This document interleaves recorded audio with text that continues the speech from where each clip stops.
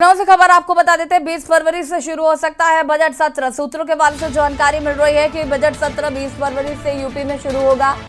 UP वित्तीय वर्ष 2023-24 के विधानसभा का बजट सत्र 20 फरवरी से शुरू हो सकता है। वर्ष 2023-24 के विधानसभा का बजट सत्र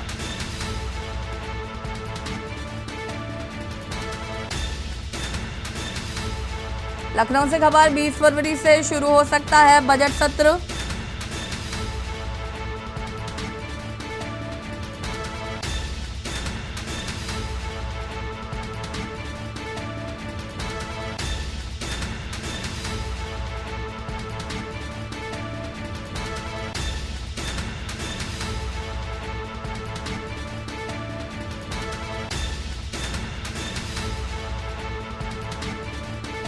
यूपी वित्तीय वर्ष 2023-24 के विधानसभा का बजट सत्र 20 फरवरी से हो सकता है शुरू।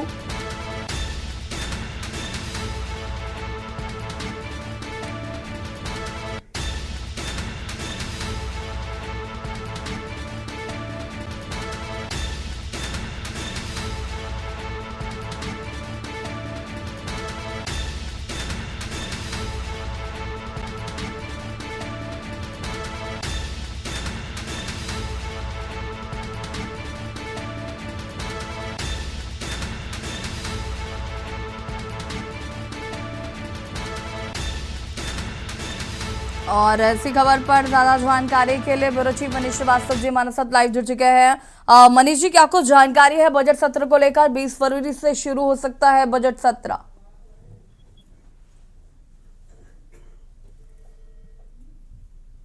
मनीष जी, सुन पा रहे हैं आप?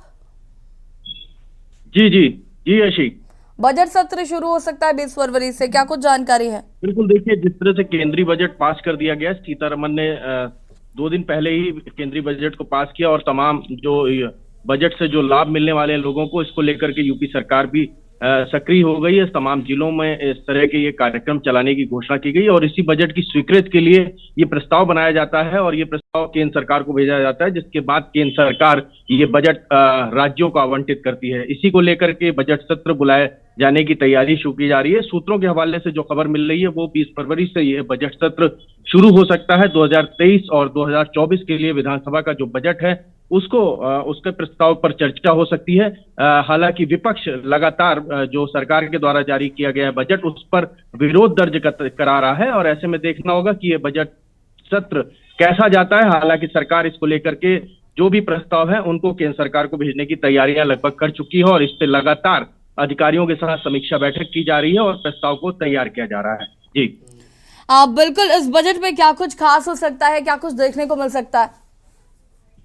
देखिए, बजट हालांकि केंद्र सरकार ने जो जारी कर दिया, अब राज्यों की भूमिका होती है कि राज्य अपने अपने राज्यों में जो केंद्र सरकार ने जो भी पॉलिसी निर्धारित की है, जो भी महिलाओं के लिए, बुजुर्गों के लिए जो योजनाएं उसने जारी करने की बात कही है, जिनमें छूट देने की बात कही है, उनको अब राज्य अपने स्तर पर वो अपने प्रस्ताव बनाए, उनको जमीन पर उतारें और उन जो योजनाएं हैं उनको धरातल पर उतार करके लोगों को उसका लाभ दे सके। ये जिम्मेदारियां राज्य की होती है और राज्य इसी क्रम में अपना कार्य करेगा। और जिस तरह से जो टैक्स रिलैक्सेशन मिला है, जो मध्यम वर्गीय जो नौकरी पेशा लोग हैं उनमें टैक्स रिलैक्सेशन की भी बात कही है केंद्र सरकार ने।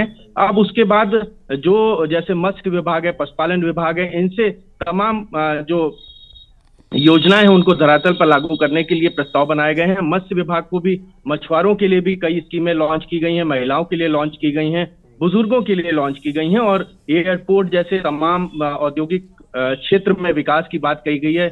अगर मेडिकल क्षेत्र की बात करें तो उसमें भी नर्सिंग स्कूलों को बनाने की बात की गई। ये तमाम चूंकि बहुत वृहद रूप से जो केंद्र सरकार का बजट था वो सभी मुद्दों पर लेकर के केंद्र सरकार का बजट पेश किया गया। अब राज्य सरकार की जिम्मेदारी है कि वो सभी विभागों के अधिकारियों को बुलाकर समीक्षा बैठक करे, उनको धरातल पर उतारने के लिए रणनीति तैयार करे, उनके प्रस्ताव मांगे। प्रस्ताव मांगने के बाद किस विभाग को कितना बजट आवंटित करना है, इसके लिए एक प्रस्ताव केंद्र सरकार को भेजे। फिर केंद्र सरकार उस पर अपने बजट को स्वीकृति देने के बाद वो राज्य सरकार को धनराशि आवंटित करेगी। ये एक बड़ी प्रक्रिया होती है। इसी को लेकर के 20 फरवरी से विधानसभा का बजट सत्र शुरू हो सकता है और इस पर चर्चा हो सकती है। विपक्ष भी अपनी बात रखेगा और सत्ता पक्ष भी अपनी बात को, चूंकि बजट को लोक लुभावन बताया जा रहा है, चूंकि सीएम मुख्यमंत्री योगी आदित्यनाथ ने भी कल इसको लेकर के एक प्रेस वार्ता की थी और उन्होंने सभी जिलों में जो पदाधिकारी हैं उनको जा करके बजट की खूबियों को जनता से बताने की बात कही है और इसी पर अब ये प्रस्ताव तैयार किया जाएगा। उसके बाद आगे की रूपरेखा तैयार की जाएगी। बिल्कुल मनीष जी, देखिए यहाँ पर हमने कल मुख्यमंत्री योगी आदित्यनाथ को भी सुना था जिन्होंने प्रेस कॉन्फ्रेंस की थी और बीजेपी शासित राज्यों के जो मुख्यमंत्री हैं उन्होंने बजट को लेकर प्रेस कॉन्फ्रेंस की और इसे जनता को समझाने की कोशिश की। साथ ही साथ मंत्रियों को भी अब ये जिम्मेदारी दे दी गई है कि बजट की बारीकियों को जरा जन जन तक पहुंचाएं।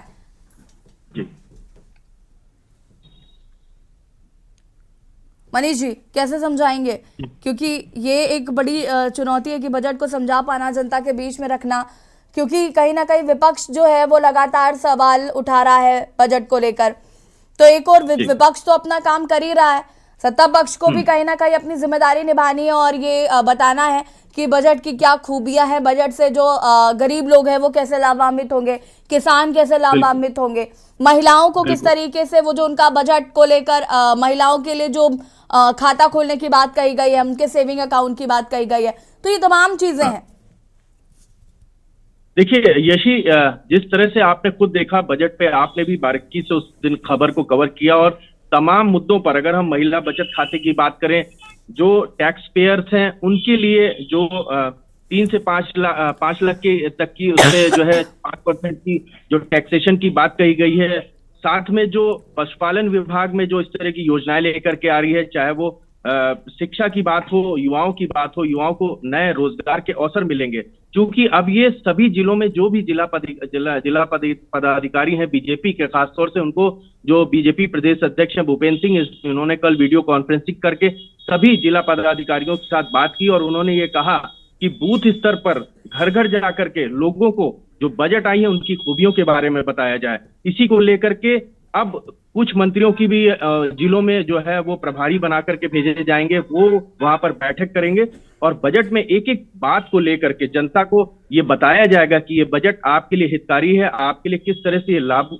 देगा, आगे आने वाले समय में किस तरह से विकास होगा, विकास के साथ में जो रोजगार के अवसर मिलेंगे जिससे बेरोजगारी खत्म होगी, प्लस महिलाओं को जो बचत खाते की बात कही है उसमें किस तरह से लाभ मिलेगा, टीवी, फ्रिज और जो आम जरूरत की चीजें हैं और जो इलेक्ट्रॉनिक्स आइटम है उनको सस्ता किया है जिससे लोग इसका लाभ ले सके, मोबाइल फोन सस्ते किए गए हैं। ये जो पूरा एक सिलसिलेवार तरीके से जो बजट का ब्यौरा है वो आम जन को समझाया जाएगा और ये जिम्मेदारी अब बीजेपी ने खुद अपने पदाधिकारियों को दे रखी है, कार्यकर्ताओं को दी है और इसको लेकर के चूंकि 2024 का चुनाव में महज अगर हम देखें तो 1 साल का भी वक्त नहीं बचा है, ऐसे में बीजेपी पूरी तरह से जमीन पर उतर करके इस बजट को लोक लुभावन बताने का प्रयास करेगी। हालांकि विपक्ष इस पर लगातार सवाल उठा रहा है, लेकिन अब चूंकि 2024 का चुनाव निकट है और ऐसे में ये अडानी का जो मुद्दा आ गया है उसके बाद से कहीं ना कहीं जो सत्ता पक्ष है उसकी छवि को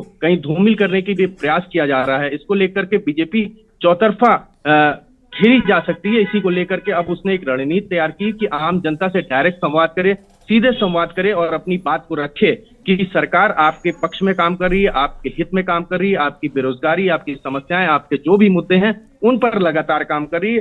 ग्लोबल इन्वेस्टर समिट होने जा रहा है 2010 से 12 फरवरी के बीच में, इसको लेकर के भी सरकार की साफ संदेश है सरकार का कि जनता को बताया जाए किस तरह से उत्तर प्रदेश में निवेश आने जा रहा है, बाहर की कंपनियां उत्तर प्रदेश में आएंगी, उद्योग लगेंगे, लोगों को रोजगार मिलेगा, छवि बदलेगी। ये तमाम जो चीजें हैं ये विस्तृत रूप से बीजेपी के कार्यकर्ता आम जनता को जाकर के बात करेंगे, आम जनता से बताएंगे, आम जनता की दरवाजे तक जाएंगे। ये बीजेपी की खास रणनीति है और शायद इसी से अगर बदलाव आ सकता है तो बीजेपी की एक अलग छवि बनेगी, क्योंकि आम जनता बजट पे ज्यादा ध्यान नहीं देती है, उसको सिर्फ अपनी रोजमर्रा की जो चीजें होती हैं, दाल चावल रोटी सब्जी, इस पे वो ध्यान रखती है कि कितनी महंगाई आ रही है। अब इस महंगाई को वो कैसे डिफेंड करेगी बीजेपी, ये आने वाला समय बताएगा कि आखिरकार जो बजट आया वो बीजेपी के फेवर में जनता इसको लेती है या फिर इसको नकार देती है।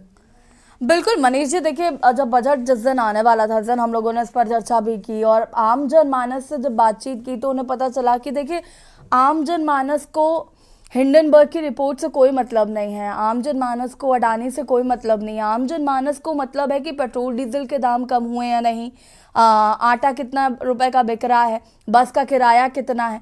तो ये बजट में आया नहीं आया, ये समझा पाना एक बहुत बड़ा चुनौती है, कह सकते हैं बीजेपी के लिए। बिल्कुल, देखिए बजट एक विस्तृत रूप है। बजट की जो हम कह रहे हैं अप्रत्यक्ष रूप से जो दिखाई नहीं देता है, क्योंकि बजट को तो आप लागू किया गया, बजट से ही जो है वो महंगाई दर घटेगी या बढ़ेगी ये आने वाले समय में पता चलेगा। क्योंकि अब उन्होंने जो टैक्स में है रिलैक्सेशन दिया है, इससे जो मध्यम वर्गीय लोग हैं वो खर्च करेंगे, क्योंकि उनके पास अब पॉकेट मनी मिलेगा। वो बाजार में जब निवेश करेंगे, बाजार से चीजें खरीदेंगे तो डिमांड बढ़ेगी। जब डिमांड बढ़ेगी तो प्रोडक्शन बढ़ेगा, प्रोडक्शन बढ़ेगा तो रोजगार मिलेगा, रोजगार मिलेगा तो आम जनता को जो बेरोजगारी से जूझ रही है उसको भी पैसे मिलेंगे और फिर वो मार्केट में निवेश करेंगे। तो ये पूरा सर्किल है, इसको समझना सिर्फ ये एक अर्थशास्त्री या जो पढ़े लिखा समाज है वही बेहतर समझ सकता है, क्योंकि गांव और सामान्य जो आम गरीब जनता है वो इस पूरे सिस्टम को नहीं समझ सकती। ये पूरा एक सर्किल है। इसी को लेकर के आम जनता को ये समझाया जाएगा कि देखिए सरकार ने क्या क्या अच्छाइयां करी, किस तरह से बजट आपके लिए लाभकारी होगा, कहां से क्या होगा, किस तरह से ये आपको आने वाले समय में ये फायदा देगा। महंगाई दर कम हो सकती है, आपकी आमदनी बढ़ सकती है, आपको रोजगार के अवसर मिल सकते हैं, आपके बच्चों को नई अच्छी शिक्षा मिल सकती है। ये तमाम विषय हैं, इसको लेकर के वो अब जिम्मेदारी है बीजेपी की कार्यकर्ताओं को कि वो जनता को समझा सके। बात ये आती है कि कौन सा कार्यकर्ता उससे उस बात को समझा सकता है, उसके अंदर कैपेबिलिटी है भी समझाने की, या फिर सिर्फ वो बातों को सुन करके दरवाजा खटखटा के चला आएगा पर्चा दे करके। बात यहाँ पर है कि आपके कार्यकर्ता में कितनी कैपेबिलिटी है। कार्यकर्ता अगर पढ़ा लिखा है, समझदार है तो वो बेहतर ढंग से समझा लेगा। अगर वो समझदार नहीं है तो वो फिर बस दो बात कह करके दरवाजे से चला आएगा।